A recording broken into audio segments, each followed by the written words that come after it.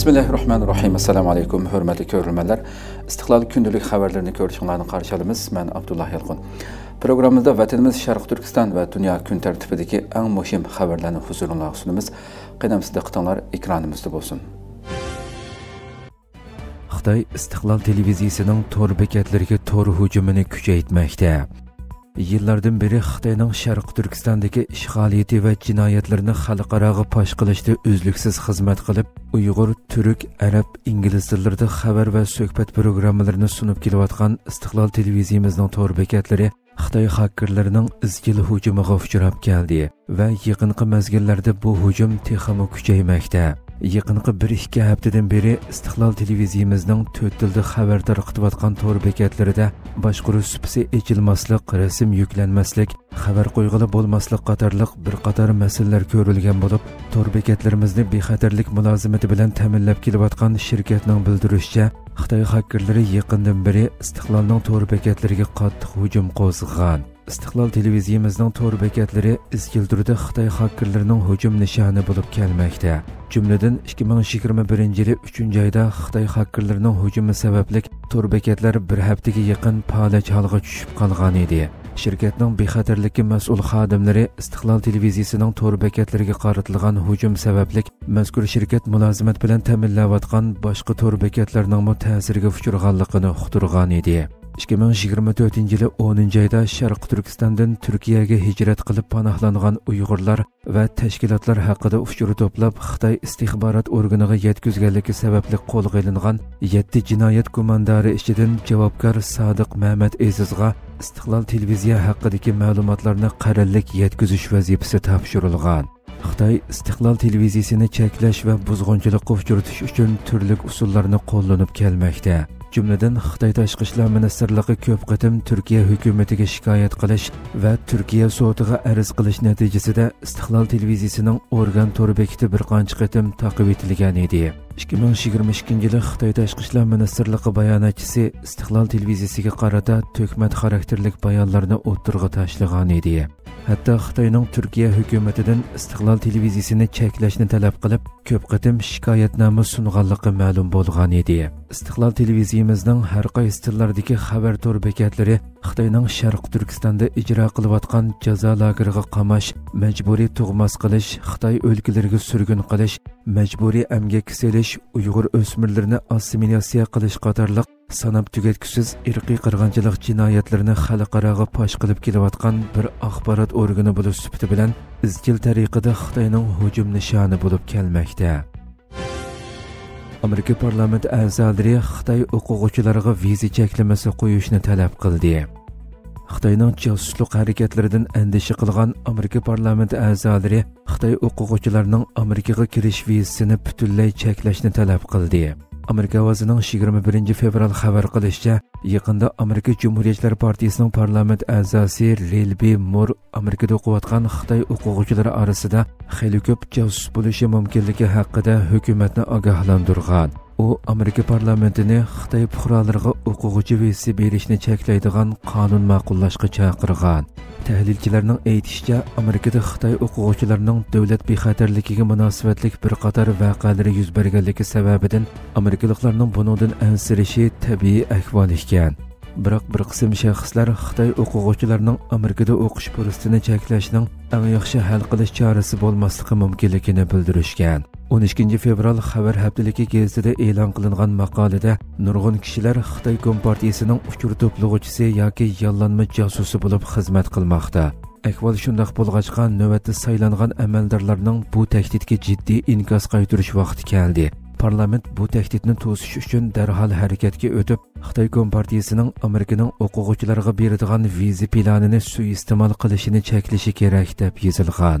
Amerika hukumati o'tgan yili 10-oyda 5 Xitoy fuqarosini Michigan shtatidagi bir harbiy bazaga kechida kirib, Amerika va Tayvan armiyasining o'q etish mashqining ko'rinishlarini suratga tortish bilan ayblagan. Bu 5 kishining hammasi o'quvchi vizasi bilan Amerikaga kelgan bo'lib, Michigan universitetining o'quvchilari ekan. Rilby Moore bu masalani misol qilib, buning Xitoy Kompartiyasining Amerika ma'rif organlarini josuslik faoliyatlarining supsi qilib olish ahvolining bir qismi ekanligini, bu yuzilishning kishini cho'chitadigan holda kunsiri kuchayotganligini bildirgan. 2024-yili 10-oyda Minnesota universitetining Xitoydan kelgan bir aspiranti Virginia shtatidagi bir kemisozlik zavodi yanida uchquchsiz havo apparati bilan Amerikaning texi loyihalanayotgan maxfiy sistemalik dengiz armiya paraxotini suratga tortganligi sababli 6 oylik qamoq jazosiga hukm qilingan. Xitoy O'rta Sharqning qurol yarog' bozorini egallashga urinmoqda. Xitoy O'rta Sharqda J-35 tiplik urush aeroplanini ko'z-ko'z qilishga boshlagan bo'lib, O'rta Sharqdagi qurol yarog' bozorini egallashga tirishgan. Janubiy Xitoy Sahar gazetining 21 fevral xabar qilishicha, Xitoy Arab Birlashma Xalifaligida o'tkazilgan xalqaro mudofaa ko'rgazmasida paraxotga qo'nalaydigan ko'rinmas J-35 tiplik urush aeroplanini ko'rgazma qilgan. Bildirilishicha, Xitoyning J-35 tiplik aeroplani Amerikaning F-35 tiplik aeroplaniga o'xshab ketadigan bo'lib, rayondagi bir qism xaridorlarning diqqatini tortgan. Xitoy Avasiya texnikasi xalqaro shirkati yana G-10C ning eksport nusxasi bo'lgan G-10CA ni tashviq qilishga boshlagan. Navbatda Xitoyning bu aeroplani Pokiston va Misrga setilgan bo'lib, Arab Birlashma Xalifaligi va boshqa O'rta Sharq davlatlari ilg'or urush aeroplanlarini setib olish uchun izlanmoqda ekan. Ammo geopolitikalik jiddiylik sababidan Amerikaning qurol setishi kechiktirilgan. Tahlilchilarning qarashicha, ba'zi davlatlar g'arb ta'minlaguvchilariga bo'lgan beqinishni azaytish uchun Xitoy aeroplanlarini tanlashi mumkin ekan. Biroq Xitoy harbiy uskunalarining sifati va ishonchlik darajasi haqida andishalar mavjud ekan. Tesla shirkati Trumpning G'azza plani sababli embargo sadolariga duch keldi. Tesla shirkati Malayziyada embargo chaqiriqlariga duch kelgan bo'lib, buning sababi bo'lsa shirkatning bosh ijroiya direktori Elon Musk prezident Donald Trumpning xalqaro kuchli kun tartibga kelgan G'azza planini qo'llagan. Elon Muskning bu maydoni Falastin davosini qo'llaydigan Malayziya musulmonlarining g'azabini qo'zg'agan. İctimai uçur vositalarida Elon Muskning Donald Trumpning vazifaga o'ltirish marosimidagi qo'l ishoratini natsistlarning simvoli bilan bog'lagan uchurlar ko'plab tarqalgan. Londondagi faoliyatchilar Tesla'ning avtomobillariga plakat chaplash orqali norozilik bildirgan. Gerçi Tesla'ning avtomobillariga bo'lgan talab kuchli bo'lsa-mu, ammo bu marka Xitoy raqiblari bilan bo'lgan raqobatda qiyinchilikqa duch kelgan.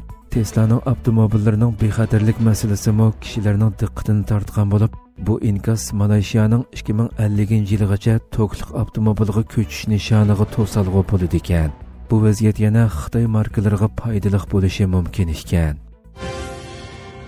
Amerika Rossiyani tajovuzchi deb atashga qarshi chiqdi. Amerika 7 davlat guruhining Rossiya-Ukraina urushi to'g'risidagi bayonotida Rossiyani tajovuzchi deb atashga qarshi chiqqan. New York vaqt gazetining 21 fevral xabar qilishicha, Amerika 7 davlat guruhining Rossiyaning Ukrainaga tajovuz qilganligining 3 yilligini xotirlash uchun tayyorlayotgan bayonotida Rossiyani tajovuzchi deb atashga qarshi chiqqan. Bu qarshilik prezident Donald Trumpning yaqinda urushning sababini Ukrainaga ortgan bayonotidan keyin o'tirg'i qo'yilgan.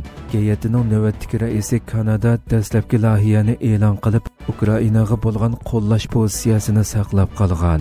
Ammo Amerika loyihani o'zining maydoni bo'yicha tuzitib, Ukrainaga moyil deb qaralishi mumkin bo'lgan har qanday so'zlarni o'chirib, oxirida bu masalada betaraf maydonini bildiradigan bayonotni shakllantirgan. Bildirilishicha, mazkur bayonotda Rossiya tajovuzchi yoki Ukraina ziyon tortquchi deb aniq bekitilmagan. Navbatda davomlashayotgan suhbatlar urushni qanday suhbatlashni o'z ichiga oladigan bo'lib, 7 davlat guruhi bayonotlarida ilgari ishlatilgan Rossiya tajovuzchi degandek iboralarni ishlatishdan saqlangan. Hurmatli ko'ruvchilarimiz, shuna qilib bugungi xabarlarimiz mush yerda oxirlashdi. Inshaalloh atiki programmamizni ko'rishgacha omon bo'linglar. Assalomu alaykum va rahmatulloh.